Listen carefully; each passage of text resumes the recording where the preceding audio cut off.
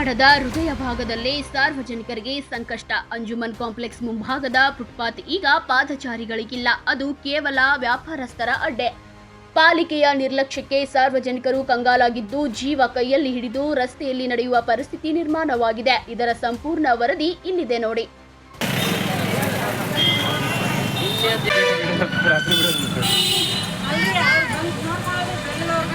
ಹೌದು, ಇದು ವಿದ್ಯಾಕಾಶಿ ಧಾರವಾಡದ ಅಂಜುಮನ್ ಕಾಂಪ್ಲೆಕ್ಸ್ ಮುಂಭಾಗದ ದೃಶ್ಯ. ಇಲ್ಲಿ ಜನರಿಗೆ ನಡೆಯಲು ಮೀಸಲಿಟ್ಟ ಫುಟ್ಪಾತ್ ಈಗ ಸಂಪೂರ್ಣವಾಗಿ ಬೀದಿ ಬದಿ ವ್ಯಾಪಾರಸ್ಥರ ಪಾಲಾಗಿದೆ.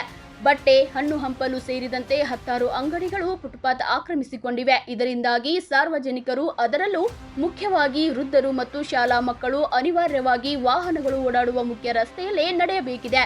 ಇಷ್ಟೆಲ್ಲ ಅವಾಂತರ ನಡೆಯುತ್ತಿದ್ದರೂ ಧಾರವಾಡ ಮಹಾನಗರ ಪಾಲಿಕೆಯ ಅಧಿಕಾರಿಗಳು ಮಾತ್ರ ಕುಂಭಕರ್ಣ ನಿದ್ದೆಗೆ ಜಾರಿದಂತಿದೆ. ಪಾದಚಾರಿಗಳ ಹಕ್ಕನ್ನು ಕಸಿದುಕೊಳ್ಳುತ್ತಿರುವ ಈ ಅತಿಕ್ರಮಣದ ಬಗ್ಗೆ ಹಲವು ಬಾರಿ ದೂರು ನೀಡಿದರೂ ಯಾವುದೇ ಪ್ರಯೋಜನವಾಗಿಲ್ಲ. ವ್ಯಾಪಾರಸ್ಥರಿಗೆ ಪರ್ಯಾಯ ಜಾಗ ನೀಡದೆ ಅಥವಾ ಫುಟ್ಪಾತ್ ತೆರವುಗೊಳಿಸದೆ ಪಾಲಿಕೆ ಮೌನಕ್ಕೆ ಶರಣಾಗಿರುವುದು ಸಾರ್ವಜನಿಕರ ಕೆಂಗಣ್ಣಿಗೆ ಗುರಿಯಾಗಿದೆ. ಇಲ್ಲಿ ನಡೆಯಲು ಜಾಗವಿಲ್ಲದೆ ಹಿರಿಯ ನಾಗರಿಕರು ಪರದಾಡುತ್ತಿದ್ದಾರೆ. ಒಂದು ಕಡೆ ವಾಹನಗಳ ಹಾವಳಿ, ಇನ್ನೊಂದು ಕಡೆ ಫುಟ್ಪಾತ್ ಆಕ್ರಮಣ.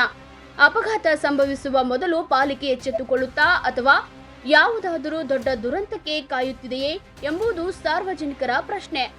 ಕೂಡಲೇ ಸಂಬಂಧಪಟ್ಟ ಅಧಿಕಾರಿಗಳು ಸ್ಥಳಕ್ಕೆ ಭೇಟಿ ನೀಡಿ ಫುಟ್ಪಾತ್ ತೆರವುಗೊಳಿಸಿ ಸಾರ್ವಜನಿಕರ ಸುಗಮ ಸಂಚಾರಕ್ಕೆ ಅನುವು ಮಾಡಿಕೊಡಬೇಕು ಎಂದು ಧಾರವಾಡದ ಜನತೆ ಆಗ್ರಹಿಸುತ್ತಿದ್ದಾರೆ.